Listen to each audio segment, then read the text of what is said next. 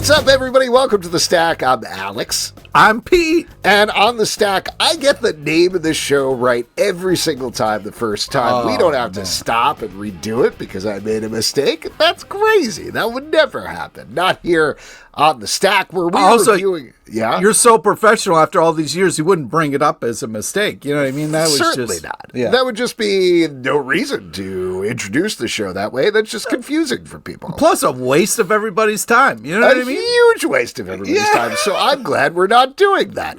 Instead, we are going to be talking about some great comics that came out this week, and maybe some not so great ones. I don't want to say we're not biased here. We don't love everything.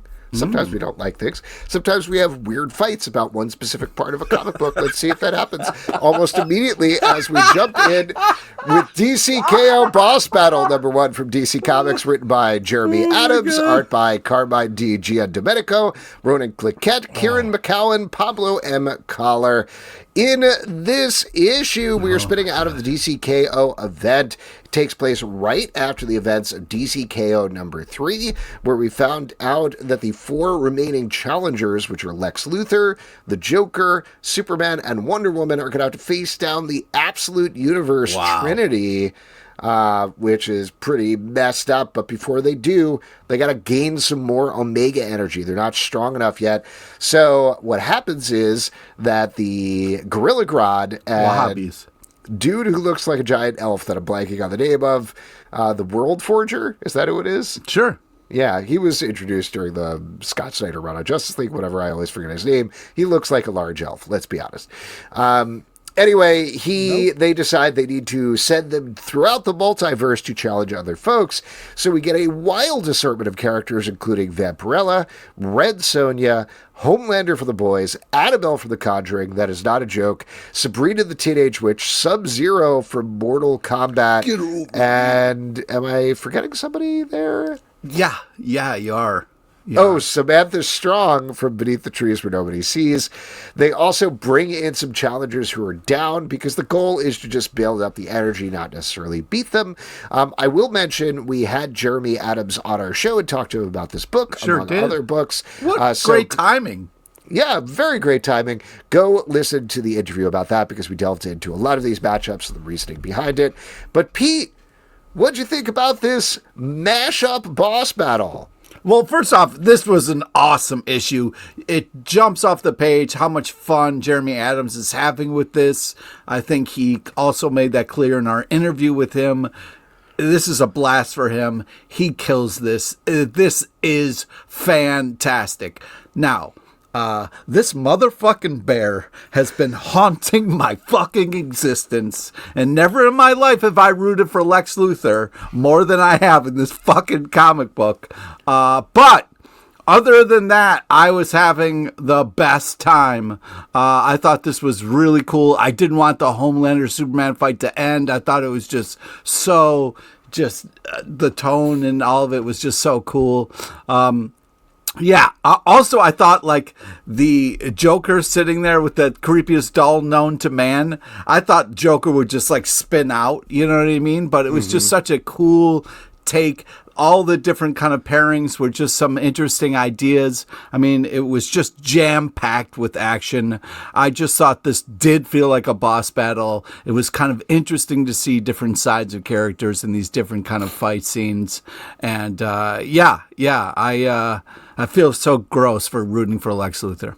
Yes, this is very fun. This is what you want out of a book like this. I did really like the Samantha Strong Lex Luthor fight. The panel of Lex screaming and running away and being like, a bear with a knife, what's going on? It's very funny. How Lex rolls up on the bear is so fucked up. I was just like, God, that was great. And I almost threw my computer.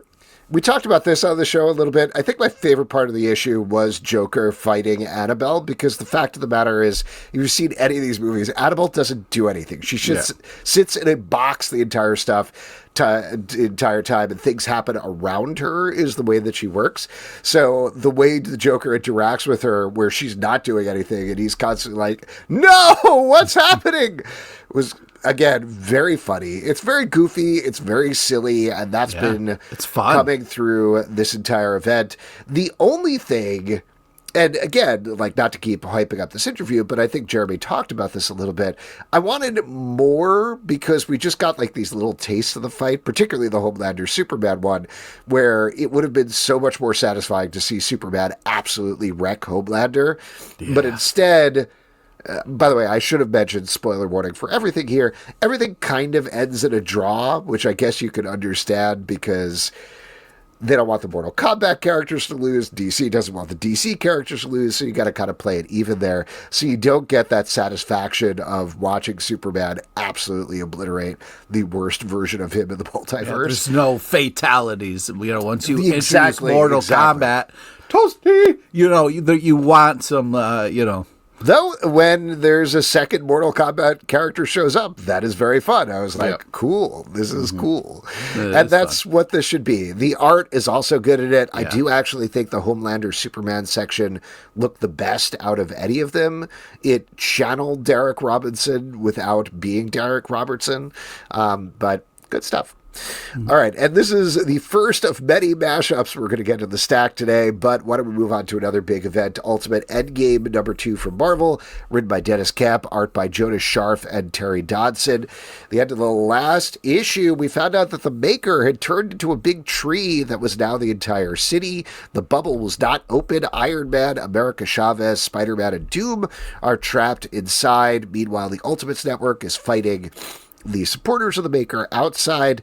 I don't remember how you felt about the first issue here, Pete. I know you haven't been the hugest fan of the Ultimate Universe, but what did you think about issue #2?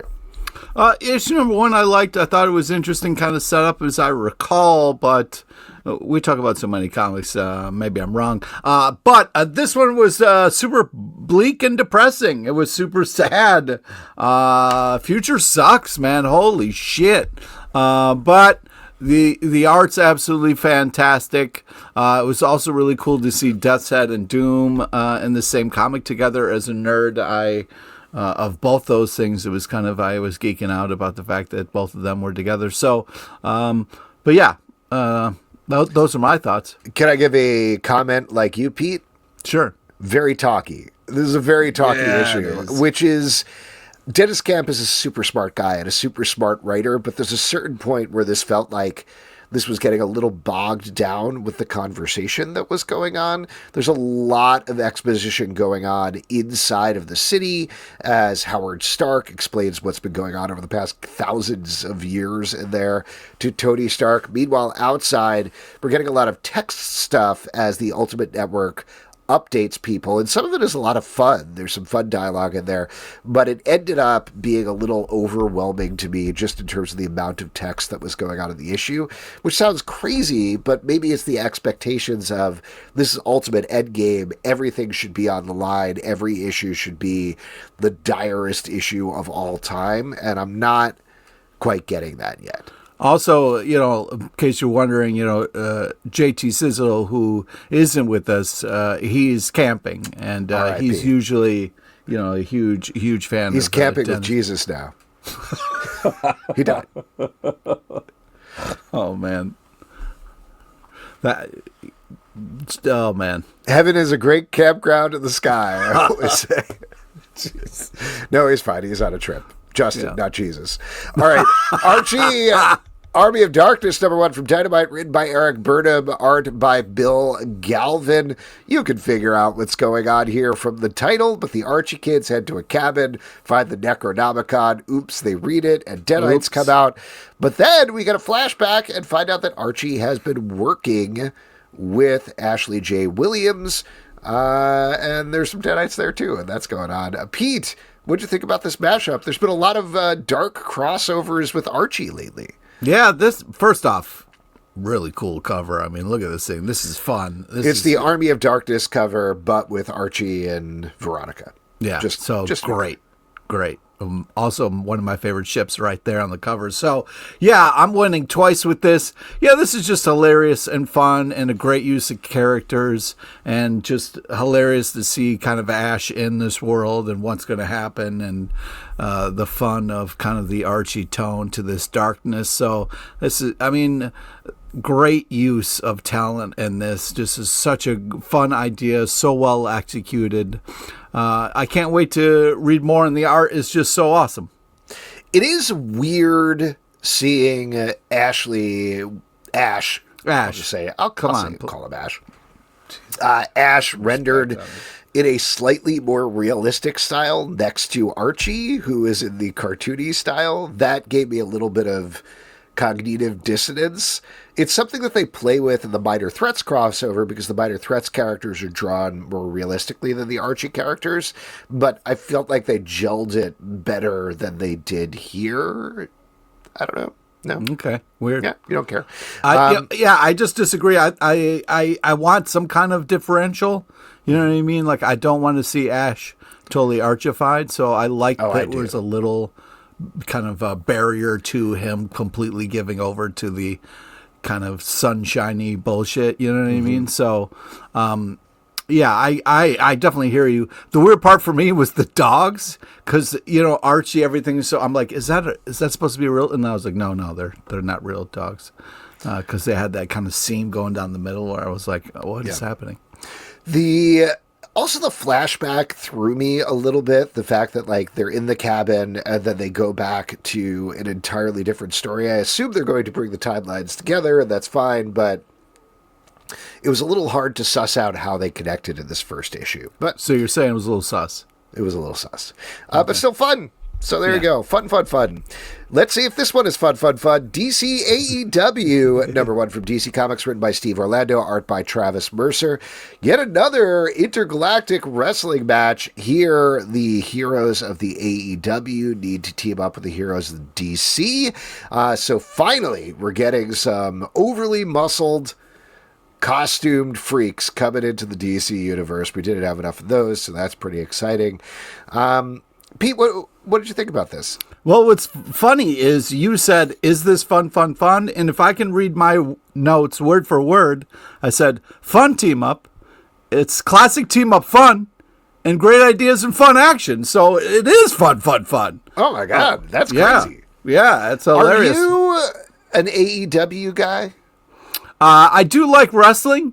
And I'm not like so tuned in where I'm like, WWE, WWF, like you know what I mean? Like, I kind of like it all at this point, and I'm not gonna kind of like hate which, you know what I mean? But yeah, I wasn't asking you to choose a baby. I was just saying I don't know anything about AEW, so this is completely foreign to me. I don't know how much you know these characters. I know a little. I know these characters.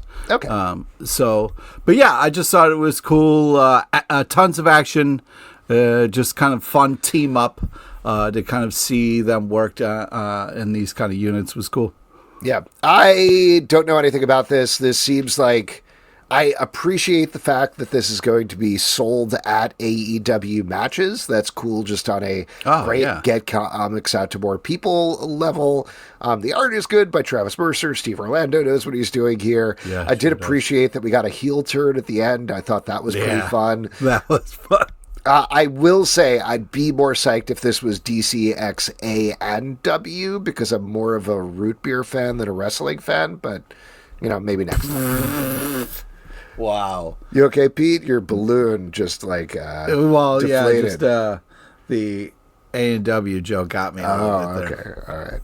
All right, Dad. Did you ever drive out, when you were at Cornell, did you ever drive out to Cortland to that A&W drive-thru that they had there? I've never been to an A&W. Dude, you were so close. You were 15 minutes from it. I messed up, man. Oh, it was one of the greatest drive-thrus. They had the glass mugs that would frost it over. Oh, that sounds and bring them out to the car, dude. Oh. All right, I got to go back. Go back, man. If there's one takeaway from our review of DC AEW, it's go to the A&W in Cortland. Yeah, check it out. All right, Ultimate Wolverine, number 14 from Marvel, written by Chris Condon, art by Alessandro Cappuccio. Wolverine and Phoenix are on the trail of Illyana Rasputin while we get her origin in the Ultimate Universe at the same time. And, there will be blood. Pete, you seem psyched. Yeah, this is great. This is such a cool issue. We're kind of hunting Illyana here.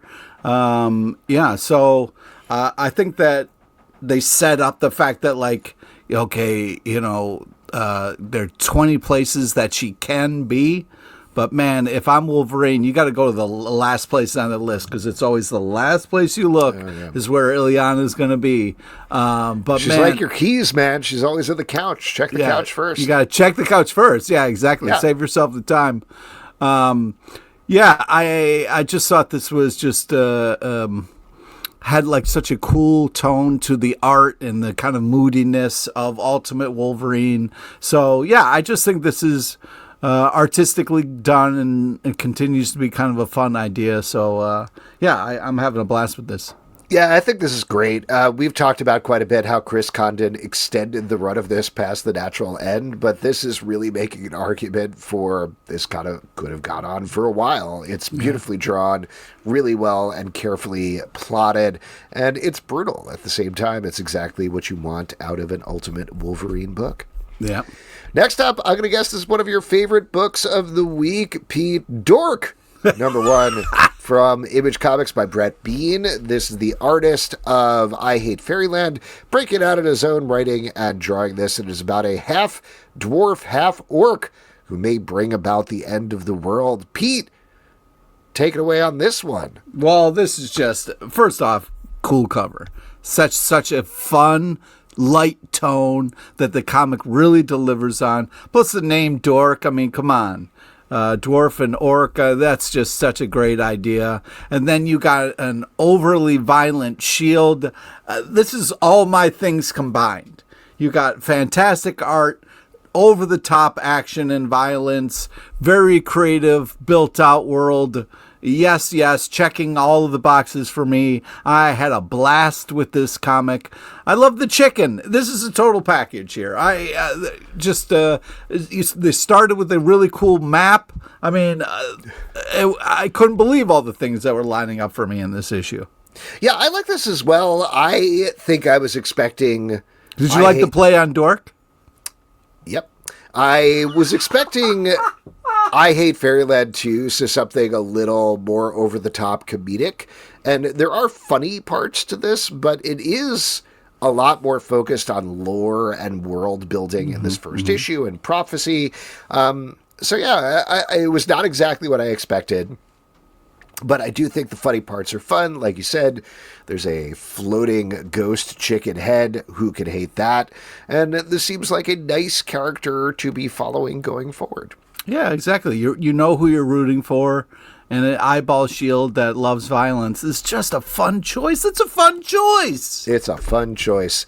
Next up, I'm pretty excited about this one. The Nice House by the Sea, number 7 from DC Comics and Vertigo, written by James Tynion IV, art by Álvaro Martínez Bueno. The Vertigo part is the thing that, frankly, I am most excited about. I like this series. I like the previous series, Nice House by the Lake.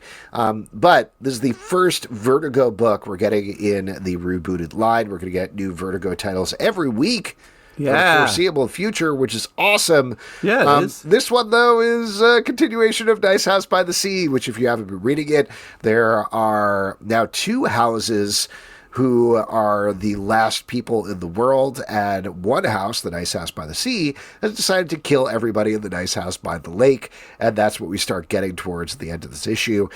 This title, if you haven't been reading it, definitely go back to the beginning and read it from there. This is not a good jumping in point at all, but it is upsetting to read, beautifully drawn by Álvaro Martínez Bueno. Just nothing like it on the stands. It's great to have it back, and I do think, even though it is the 7th issue of a sequel series, this is a really good mission statement kickoff for Vertigo. Yeah, I agree with all of that. This is a really cool cover. The art is just so amazingly beautiful. The colors are really impressive. The splash pages, just leaning into the art and helping it to tell this creepy, fucked up story. I just think that I can't say enough about the amazing art style. This is not my cup of tea because it is so intense, and the last panel is really well done. Also really cool character guide in the last 2 pages, but creepy and scary as hell if you like that kind of stuff. Godzilla Infinity Roar, #1 from Marvel, written by Jerry Duggan, art by Javier Garron and Ig Guara. Following up on Godzilla Destroys the Marvel Universe, he is now in space and been taken over and controlled by Null, god of the symbiotes. And as we pick up, Godzilla is being used to destroy and take over the universe. Basically the plot of King in Black, that crossover, but, with Godzilla thrown in for good measure. Godzilla. With Godzilla. As you do. As one does. Pete, you're the Godzilla fan. You're wearing a shirt. You're drinking the beer. How's the comic? Was the hat trick? Yes, it is. This is just crazy fun. Fun, over the top, huge ideas, very epic, so well executed. It melted my nerd brain. The whole Black Bolt thing was so cool. Then the kind of reveal at the end, like seeing Galactus like sitting there in that fucked up chair, and then just being the Fantastic Four being like, "Hey, do you want to come to my planet and eat a giant lizard?" What? This is insane. So cool. So awesome. It melted my nerd brain and I loved it. So this was just an absolute blast. And I think it's fun to see them taking big swings like this. Here's my one problem with this book, Pete, and maybe you have an answer to this question. When Godzilla has the symbiote, it's like just sort of like a little ripped T-shirt right on his front. Yeah. He doesn't have the symbiote covering him entirely. What's going on there? Well, that's the thing. Godzilla's so big. Like, it was trying to kind of... But it ended up being like a ripped T-shirt. Yeah, he's like, I'm so metal, dude, you can't hold me. Oh, he cut off the sleeves? Yeah, exactly, dude. He's Godzilla. He's like, dude, it's cooler with the sleeves. Like, right. He went to see Null, loved the music, and he was like, oh, sick. I got to cut the sleeves off this. So he's these like, I love this band so much, I'm going to buy the shirt, It is kind of embarrassing that he's wearing the Null shirt to the Null concert. I gotta be honest with you. Well, what's gonna be more embarrassing is when, Galactus shows up and he's rocking his Galactus shirt, Yeah. We'll see. We'll see what happens. We'll see.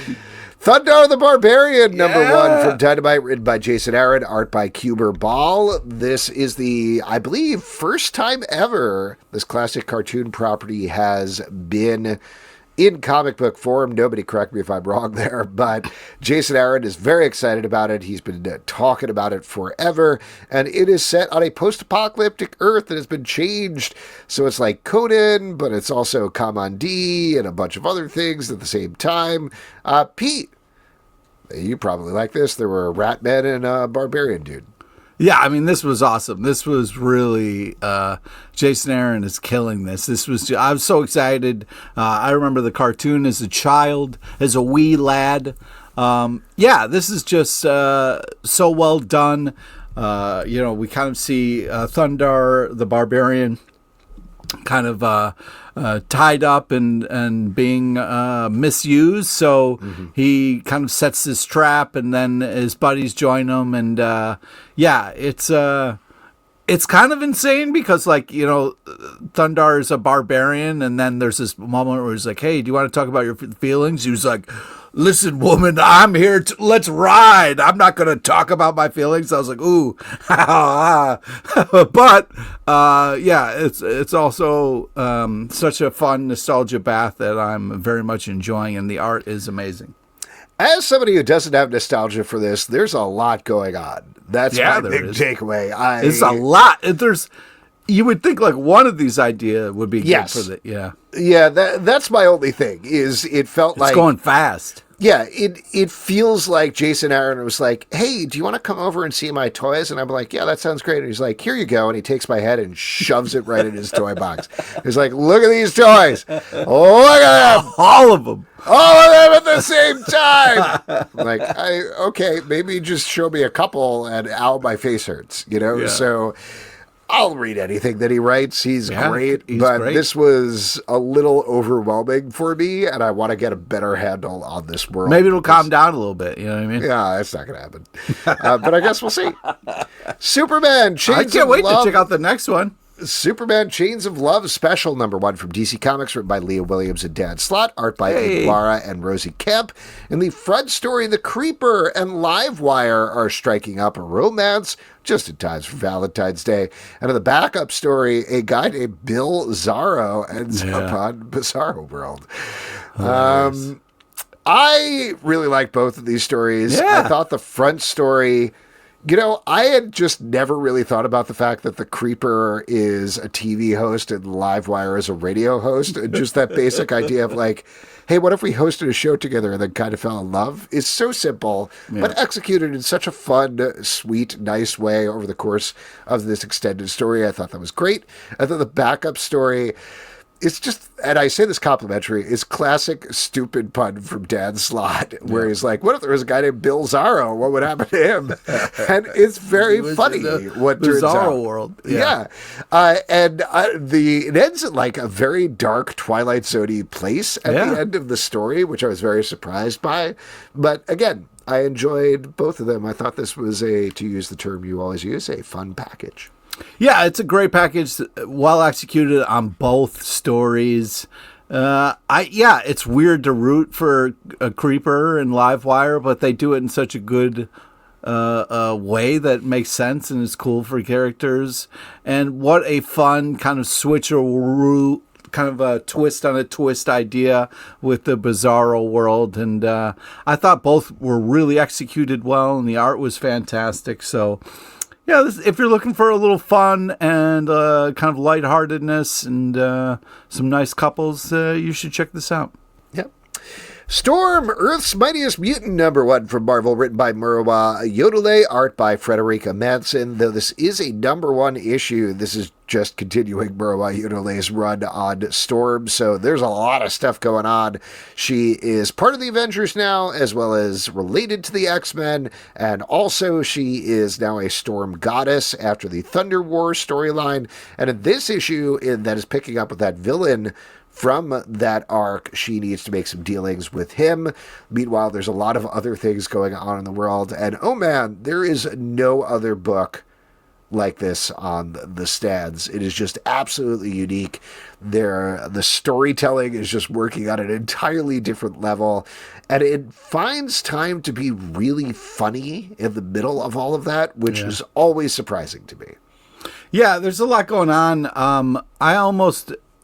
I loved how calm and interesting the tea ceremony was, and then there was just total madness around it. But yeah, I just think that this is an interesting idea. It's great to see Storm doing so much and doing more. So I'm very happy with everything that is happening. But I'm interested to see how this is all going to kind of unfold. So I think there's an interesting setup in this. And I'm looking forward to how it kind of all breaks down. I also really like Frederica Manson's art on this issue. Lucas Wernick has been such a cornerstone of this book. To have somebody else always gives me a little pause, but I think this is a really nice compliment. He draws a good Storm. The action is good. Like you said, tons going on. It is a similar feeling to what I was saying with Thundarr the Barbarian, where you're like, things happening all the time, but I think the difference here is it's showing you these little snippets of things that slowly come together in a fascinating way by the end, which is very surprising, I think. Just the way, I know I get a lot of heat for using this word, but the way this issue is structured is pretty fascinating. Night City, #1 from Dark Horse Comics, written by Matt Kindt, art by David Lapham. This is showing us a new superhero who's very tired all the time, and he's at the end of his rope so much that he almost kills his arch enemy. And when he finally does go to sleep, he wakes up as a normal guy in a normal world. What's going on here? That's what we explore over the course of the issue and then over the course of the series. Yet another banger from Matt Kindt, I would say. The thing that he's been doing that's really fascinating is, like, we're going to talk about another book later on that is very much his riff on Legion of Superheroes. Mm-hmm. This is his riff on, like, Superman or Shazam or some dual life character like that, but coming up with his own property around it and really just exploring what it means that this guy can never sleep and what happens next. It's gorgeously drawn by David Lapham. I just thought this was great. Yeah, agreed. A solid first ish. The art style is just so cool. I'm a sucker for watercolor, so just love the kind of style of art. Bunch of twists and turns. What is real? What is dream world? Crazy last panel. Yeah, I hope he isn't dead because, man, that would be a tough start to a great idea if it only goes one issue. But, man, just a really solid first ish. Poison Ivy, number 41 from DC Comics, written by G. Willow Wilson, art by David Gianfelice. After killing a lady last issue, Poison Ivy's in jail and waiting to find out what happens next. That's where we spend most of the issue as Jenna from HR tries to get her out. Great. I kind of wanted to throw this in the middle here because we always leave it for the end and we're like, this series is really good. So I wanted to see if we had any more to say before we get really tie-tie. But I will, again, just say, as usual, this is one of the most solid books on the stands. There's some great moments throughout. Love everything that's going on with Janet from HR. And also, spoiler, but there is a appearance by Harley here that I thought was a lot of fun as well. And I knew this was coming because they spoiled it in solicitations. But the thing that happens at the end of the issue I thought was pretty great as well. And I'm excited to see where that goes. So if you're not reading Poison Ivy already, you absolutely should be. It's just month after month, one of the best books on the stands. Yes, I agree. It is amazing. The art is unbelievable. I was really kind of like, how is Poison Ivy going to get out of this, especially after she straight up murdered, death, killed somebody? And the thing that happens is something that we see in comics and in cartoons sometimes where it's like, what if the bad person runs for mayor? And I'm like, wow, okay. And what I'm learned here is I should shut up because this team is phenomenal. And like you said, this has been like 41 issues of bangers. So like I should shut up and not say anything because everything they've been doing is awesome. So we'll see. But this is the first time where I was like, I don't know how on board I am, but I'm still going to show up for 42 and I'm sure it'll be great. So. All right. Magik and Colossus, number 1 from Marvel, written by Ashley Allen, art by German Peralta. This is the team that was on the Magik book, I believe, or at least Ashley Allen definitely wrote it. I don't remember whether German Peralta was the artist. I'm sorry about that. But this is taking place in the current X-Men continuity. Colossus, is kind of bummed out lately. He has gone through some hard times thanks to being on X-Force. And that's where Illyana encounters him as he's tracking down some weird magic in Russia. They're also having flashbacks to their younger days. I love these characters, but what do you think, Pete? Yes, I also very much enjoy these characters. This is a crazy issue. Magik catches Colossus like sacrificing himself, and she's like, "Yo, bro, like, yo, get a little dark on me," which is funny for her to say, with all that she's been through. So, well, both of them actually, but man, it really grabs your attention. So great job for a first issue, kind of setting a new kind of status quo line for these two, but really amazing art, big swings. So interesting to see like how this is all going to kind of unwind and unravel, but great last panel. Cool reveal. So I'm excited for more. What I really liked about this was after doing such a great character study on Magik in the previous series, this flips. Even though Magik is still the headliner here, it is about Colossus and it's exploring Colossus in a similar way. I'm curious to see where we net out because, I can still remember very clearly Colossus was always the sweet, nice, gigantic guy on the X-Men, and then they spent years just hammering on him, taking away everything, trying to turn it, we've talked about this on the podcast before, into Dark Colossus. So I wonder if this is going to be about netting him back to a place where he can, like, paint again, or something, or be, like, a little bit happier. I don't know if that's going to happen, but that certainly seems to be what they're exploring with him, so I'm excited to follow that journey. Yeah. Supernatural Valentine's Day Special #1 from Dynamite, written by Preeti Cheeber, art by Pasquale Quilano. In this issue, the Winchester brothers are exploring a weird town where nobody is in love, and it turns out, well, I won't spoil what it is, but it might be some sort of monsters, maybe. This is great. This is a really great, super fun one-shot that channels the supernatural tone, and the characters absolutely nails them, but brings in an entirely different flavor of supernatural mystery that I think we're used to from this sort of property. The art is great. The mystery is interesting. The creatures are great as well. I had a real blast reading this. Yeah, same. This was a touching special, tons of action, nice ending, great art. I really like this. Yeah. Great. There we go. Done. Absolute Superman #16 from DC Comics, written by Jason Aaron. Once again, art by Juan Ferreira, picking up off the cliffhanger of the previous issue. Superman has met the Hawkman of the Absolute Universe, and here we find out a lot more about him after his brief appearance in the Absolute Evil special. We find out his origin. We also find out his different philosophy from Superman. Another bagger issue of this one as well. I am really intrigued by this new Hawkman. I love what they're doing here, but even more, I love what they're doing with Superman now that he is doing Superman stuff and saving people. Seeing the way that he treats this Hawkman is fascinating. And man, Jason Aaron and Juan Ferreira are just a great team. Agreed. Yeah, cool cover. This is just what a crazy fight. A Hawkman just being a dick.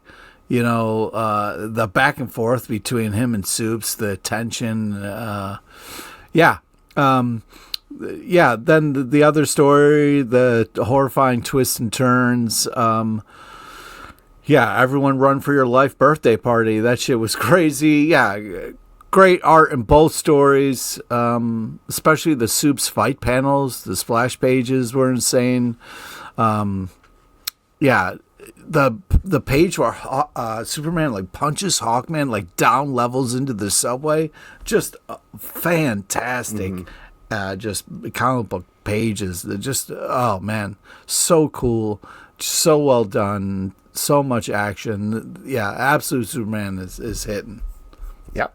Great stuff. Next up, Avengers 35 from Marvel, written by Jed McKay, art by Sergio Devilla. Lots of stuff going on with the Avengers as they're teaming up with the Twilight Court to take down Kang, who has activated the Grail, which will destroy the cosmos and create the next cosmos. And meanwhile, enter the Ashen Combine.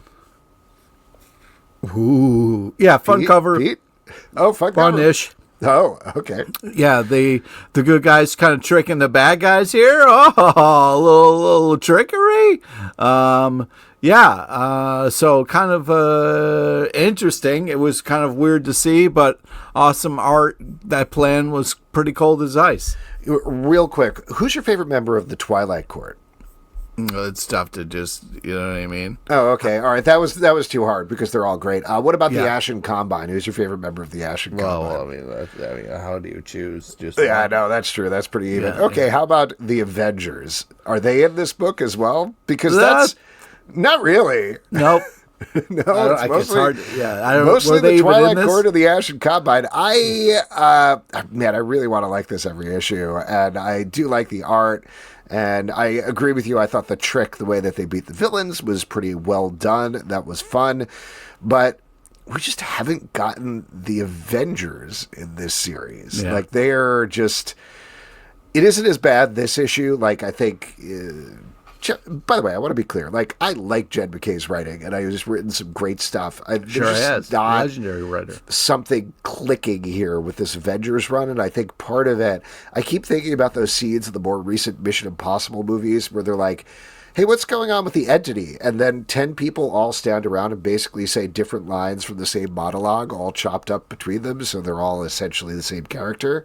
And that's what's going on with the Avengers in this book. They're doing the exact same thing all the time, and it's driving me a little nuts. But it was kind of, where it was like, hey, Black Panther, you can't do this because then you would have to sacrifice yourself, And it was like, or we could just have them do it, right? And then it was like, oh, shit. Yeah. That's fucked up. Yes. It is. Anyway, we'll see what happens. We're heading towards the end with this one. Thundercats Lost in Time. Hobbies. No, sorry about that. Thundercats Lost in Time, #1 from Dynamite, written by Ed Bryson. Art by Chris Campagna, Alessandro Miracolo, Gerardo Gambone, and Vincenzo Federici. And in this issue, we're following the team from Thundercats Lost, who end up, I believe, on the Silverhawks planet, where they're holding... Chitara, leading to the upcoming Thundercats Silverhawks War. Pete, you gotta be losing your mind over here in your nostalgia bath childhood. You feel like a child again because children. Go ahead. Yeah, well, first off, just like JT Sizzle is the huge Silverhawks fan, so it kind of stinks not having him here for this comic. But yeah, this is awesome. I mean, Thundercats weren't kind of in this, but it's setting up this huge war, which is exciting. I'm just rooting for Thundercats because that was the show I watched and didn't really watch. The Thundercats are in it. It's just the Thundercats. It's different Thundercats from the Thundercats Lost comic. I realize that, but I'm saying like the main Thundercats, all we get is Chitara as the kind of cameo, and she doesn't look like she's doing too well in this one. So, but yeah, next issue, I cannot wait to kind of get into it. This kind of really sets things up. But yeah, as far as my childhood goes, this is just fun. This is just... I generally like the storytelling. Thundercats and Silverhawks are not my thing, but I do think there's a fair amount of danger here, and Ed Bryson knows how to set up intrigue and mystery. What really killed me was the amount of artists on this book. Like, the art kept switching every couple of pages, and it really threw me. It's just a bummer. Like, I know it needs to happen sometimes, but as soon as you see, 4 different artists on the book, it sends up alarm bells a little bit, and they might be good individually, but it definitely starts to feel like, well, we had to get this product out, and that's kind of what it is. So that I didn't love.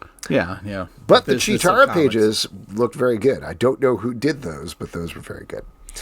Batman #6 from DC Comics, written by Matt Fraction, art by Jorge Jimenez. The big cliffhanger at the end of the last issue was the lady that Batman was on a date with found out that Damian Wayne was his son. And this issue hilariously starts with her being like, oh, God, that must be tough, him running off with Batman all the time, which I thought was such a great move that is like so steeped in comic books, but somehow I didn't see it coming. And the rest of the issue has Batman fighting Monster Men and doing lots of Batman stuff, as well as bonding with Tim Drake, who's decided to leave being a Robin. Damian isn't happy about it. Dude. Man, this book is just great. It's just the tone that Matt Fraction is putting in here is so much fun. Jorge Menez's art is excellent every issue. I'm having a blast. Yeah, Matt Fraction's a hell of a writer. Cool cover. We get the monster smash here. But yeah, I just thought this was so kind of tugging at your heartstrings, like the amazing, heartbreaking story. And the Damon stuff as well. I mean, Batman just sitting on the steps was heartbreaking. Love the art. Huge, intense last panel. This is just very fantastic kind of stuff, and Matt Fraction is really kind of diving into some interesting, cool takes here that I can't wait to see kind of play out. So, this is kind of you laugh, you cry. It's better than Cats. Batman, check it out. Catman. Planet of the Apes versus Fantastic Four #1 from Marvel, written by Josh Trulio, art by Andrea DeVito. In this issue, it does what it says. The Fantastic Four head to the planet of those damn dirty apes. And there's some twists, there's turns. The most hilarious part is they get there, courtesy of course, the Red Ghost, who sends them to an ape planet. You know what? I gotta be honest, I was not looking forward to this. I was like, this sounds dumb. This, how are they going to make this work? Planet of the Apes is very much its own thing. I understand Fantastic Four as explorers. But you know what? This was very fun and funny and light, and it made some ridiculous moves by the end of the issue. I'm into it. Awesome. I'm glad you had a great time. They blew it up. Yeah, the art was fantastic. Oh, did you not like this? I don't like Planet of the Apes. What don't you like about it? All the apes. What don't you like about that? I don't know what it is. You don't like apes? It just, I can't get into it. I don't know. I've tried numerous times. And the famous birthday kind of with JT Sizzle where, I'd rather see anything else. But yeah, I just... But you like the Tim Burton one though, right? That was good with Marky Mark? No, none of them. All right. So that one was bad. Don't see when that one. you put them in comic book form, I tried. Interesting. Man, this is making me want to watch the newer Planet of the Apes movies again because they are so good. All of them. Every single one. They're great.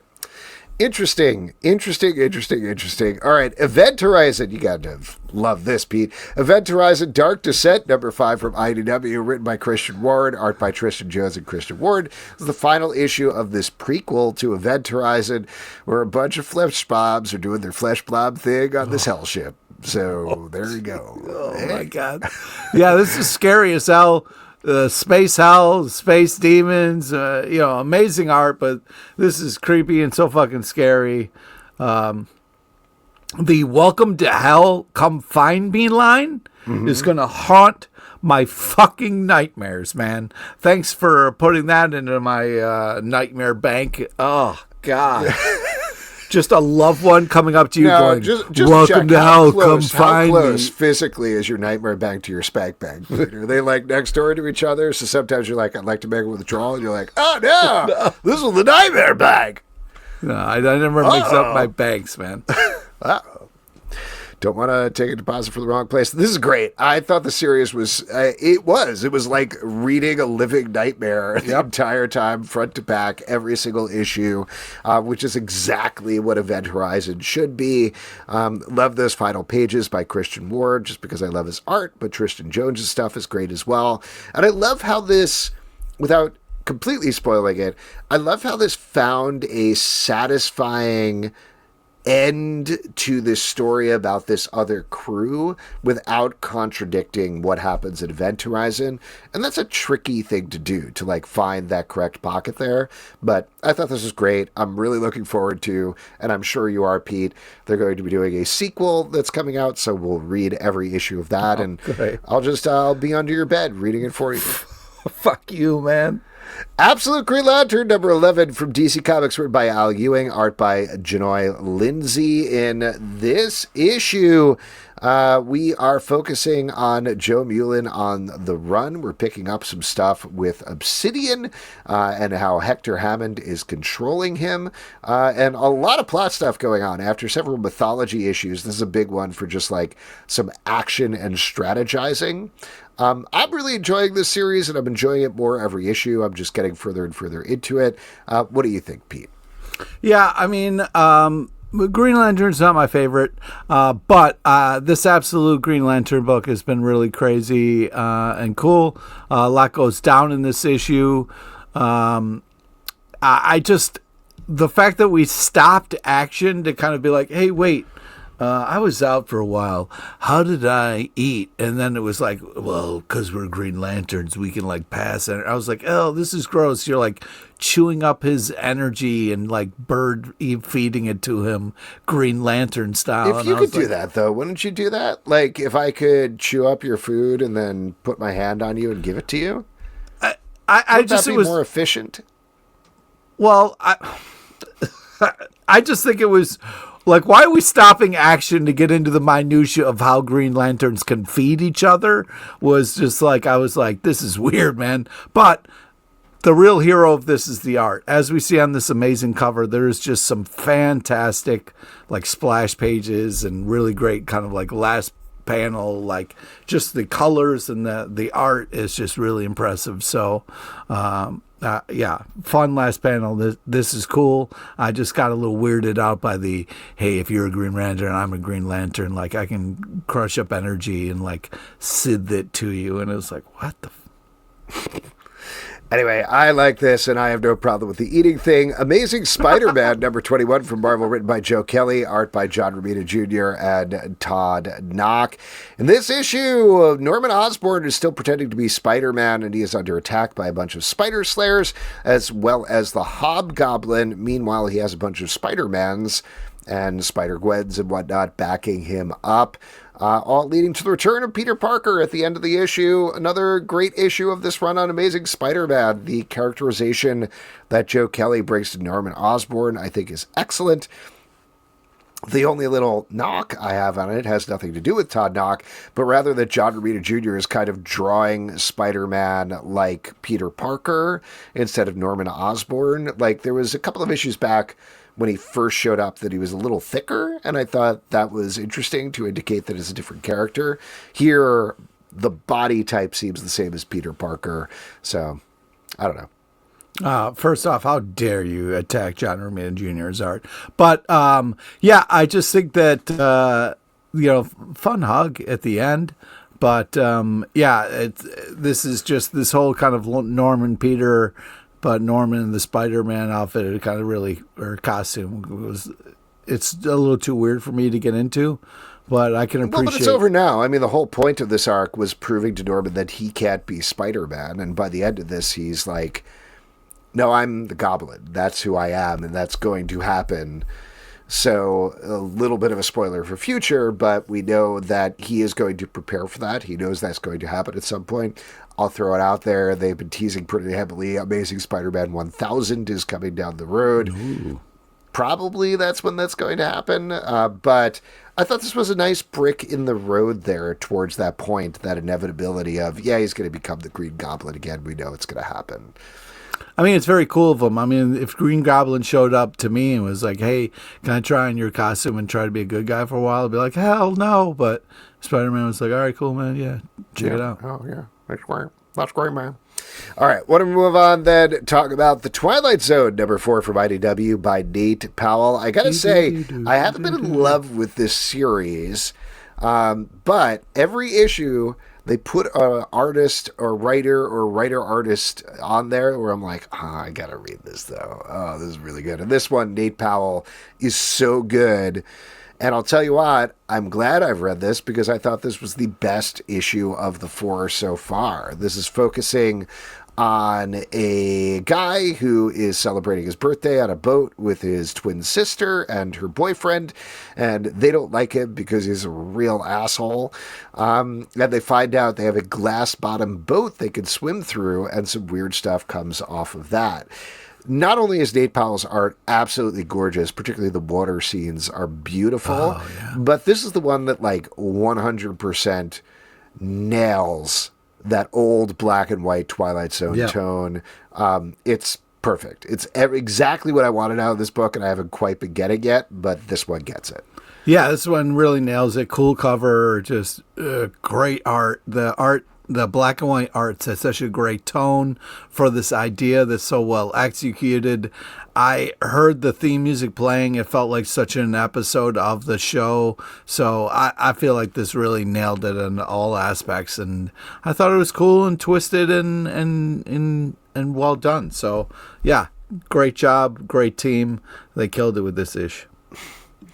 DC K.O. Night Fight, number 4 from DC Comics, written by Joshua Williamson, art by Dan Mora. In this issue, Batman has been presented with his ideal world where Damian has made everything better. He has a grandson. He's growing older.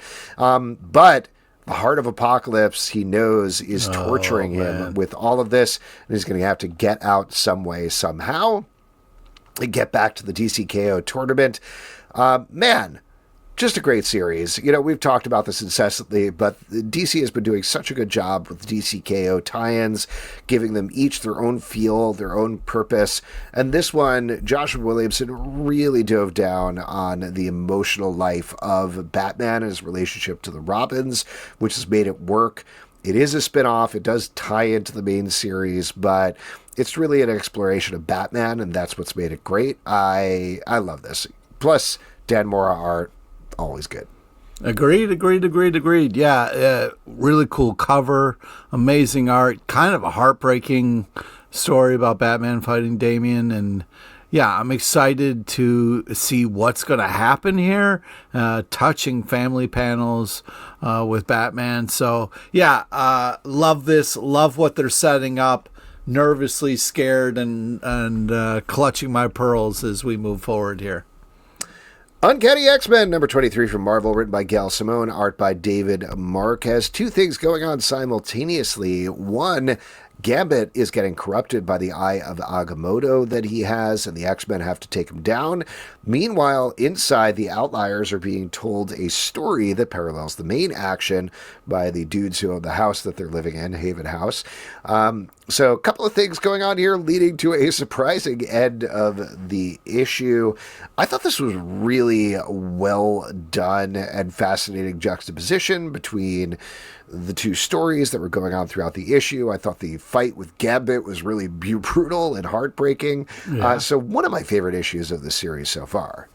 Yeah, this was great. Fun last panel. Yeah, this was cool. You know, I wasn't sure what happened, but neither did our heroes for a little while here.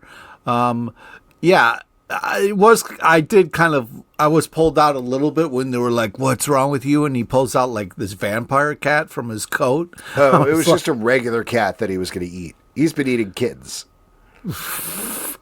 What? But they said that. They said that you eat like strays and don't say stray because you know, I'm setting up here the fact that you know, this last panel, the monsters want New Orleans and they can't have it because Stray Bullies and his amazing family lives there, and that's not cool. I think it's going to happen. I think New Orleans is going to become Monster Town, USA, but I guess we'll see what happens. Maybe Stray's going to who could probably try to stop them is the Punisher, and then he could turn into some sort of cool dude. Is what I was going to say. Frankencastle. Space Scouts, number 3 from Dark Horse Comics, written by Matt Kindt, art by David Rubin. This is the final issue of this series, I believe, that has been following what I mentioned earlier, sort of a very faraway riff on the Legion of Superheroes. Excuse me. Don't die. We started with a reality show contest to find a hero, but what it turned out was the actual heroes who were strong enough lose the contest and get recruited for a forever war, which is what we deal with here.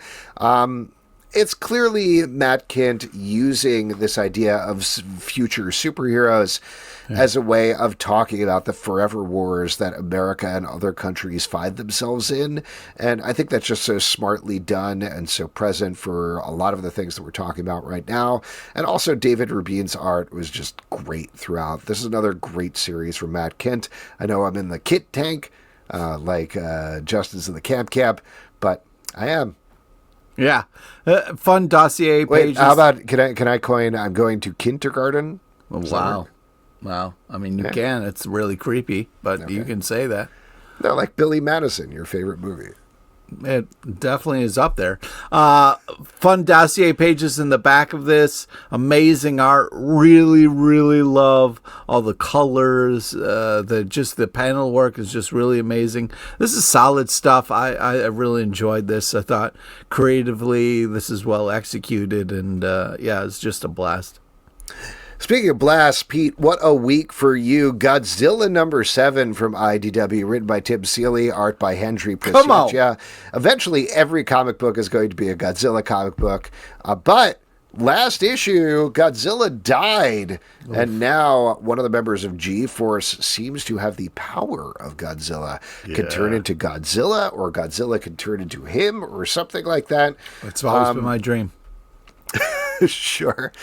I really like this, and I don't want to be too much of a jerk, but Nicola Zizmeja, who was doing the art of the first 6 issues, it was a little too kinetic. Sometimes it was hard for me to follow the action. Hendry Priscilla's art is a little clearer, and I like that better. I feel bad about it, but I was able to follow the action here. There's some good character work where, is it Jason, the name of the kid, who has Godzilla powers, ends up in a club with one of his team members. They have a little bit of a flirty night. There's some good romance going on there. All the stuff that's going on with these Godzilla powers is interesting. So I like this. I thought this was like a new, good jumping on point for the book. If you're interested, lots of fun. Yeah, T-Seal's constantly killing the game. This is no different. Cool cover, cool stuff.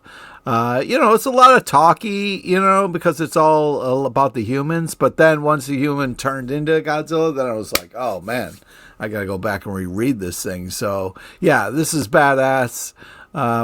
Yeah, I love the highlighter green for Godzilla. I think it's a good look for him. So I'm excited to see how this is all going to kind of unfold from here.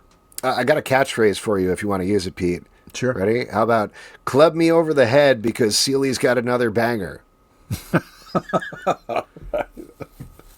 I think it's a little long, but all right. Yeah, work with it. You're better at this than I am anyway. All right, last but not least, The Department of Truth, number 35 from Image Comics, written by James Tynion IV and Scott Snyder, art by Martin Simmons and Joshua Hickson. In the front story, we are dealing with Black Hat finally meeting the Department of Truth, or at least Lee Harvey Oswald. Meanwhile, everybody else who has defected from the Department of Truth or been redacted or kicked out are starting to form their own organization to fight back. And in the backup story, we get another Elvis riff by Scott Snyder and Joshua Hickson. What'd you think about this one, Pete? Yeah, it's too bad that JT Sizzle isn't here because this is his kind of jam. But yeah, this continues to be just... I mean, the art on this is another level. People are going to be talking about art classes and bring up this book because it is so unique and cool the way it kind of tells a story. But, I thought they were having some fun here with White Hat versus Black Hat. I mean, what is this, spy versus spy? But, Alva's stuff was great. I really can't say enough about the art. But, this is sometimes over my head. Creatively, it's just worth checking it out always. And that is it for the stack. If you'd like to support this podcast and all the podcasts we do, patreon.com/Comic Book Club. Also, we do a live show every Tuesday night at 7 p.m. to YouTube. Come hang out. We would love to chat with you about comic books, Apple, Spotify, Android, or the app of your choice. To subscribe, listen, and follow the show, comicbookclublive.com. For this podcast and many more, until next time, we'll see you at the Comic Book Club. Yeah.